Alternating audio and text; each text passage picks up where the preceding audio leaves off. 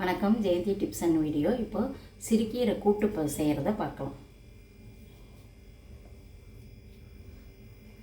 இதுக்கு வடை சட்டியில் 2 ஸ்பூன் எண்ணெய் ஊற்றிருக்கேன். சாப்பாட்டில் வெங்காயம் போட்டு 3 வெங்காயம் நறுக்கி வச்சுருக்கேன். சின்ன கட்டை 1 கட்டை கீரை, அதுக்கு கடுகு உளுந்தம் பருப்பு தாளிச்சிக்கலாம்.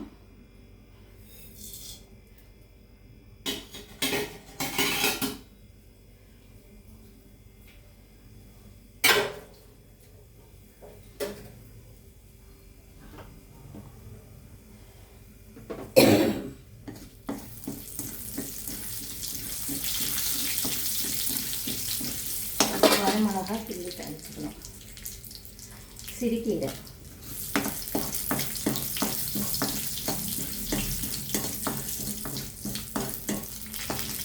இந்த வெங்காயம் பூரா போட்டு நல்லா வதக்கிக்கலாம்.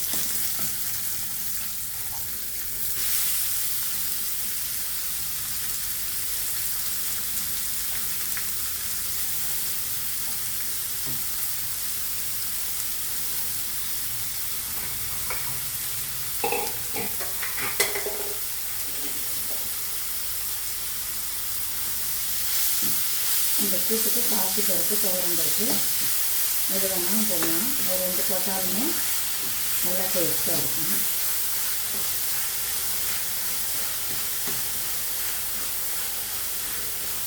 வெங்காயம் நல்லா வதங்கட்டும்.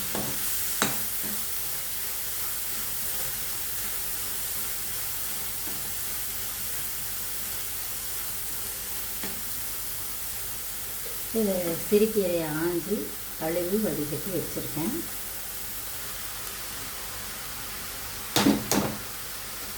எங்கள் மாமியார் கீரையெல்லாம் 2 தடவை 3 தடவை அலச சொல்லுவாங்க.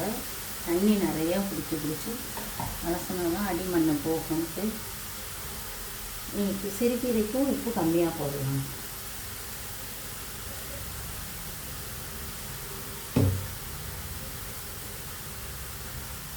இது நல்லா ஒரு பரட்டி விட்டுட்டு, நான் இதுக்கும் தேங்காய் போடலை. தேங்காய் அரைச்சி ஊற்றி ஜீரகம் அரைச்சி ஊற்றினா நல்லா டேஸ்ட்டாக இருக்கும்.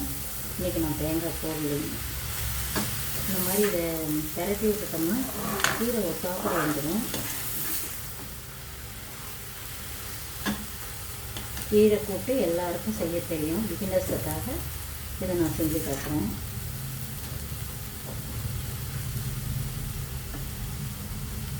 இப்போ நம்ம பாசி பருப்பு முன்ன வச்சுருந்தது, அதோட துவரம் பருப்பும் போட்டு 2 பருப்பும் போடணும்.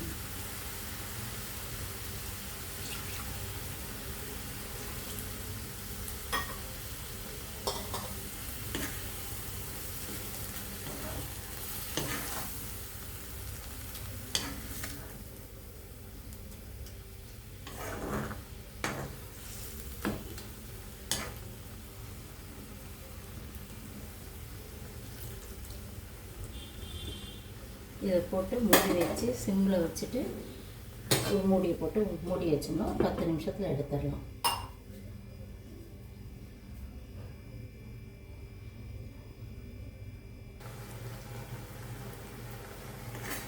கீரை நல்லா வெந்துருச்சு.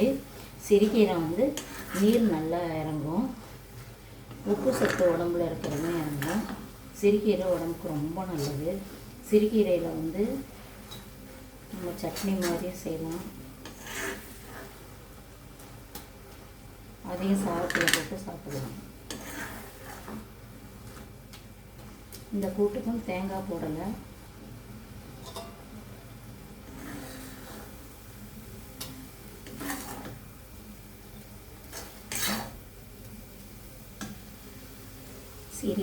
சிறுகீரை கூட்டு ரெடி ஆகிடுச்சு.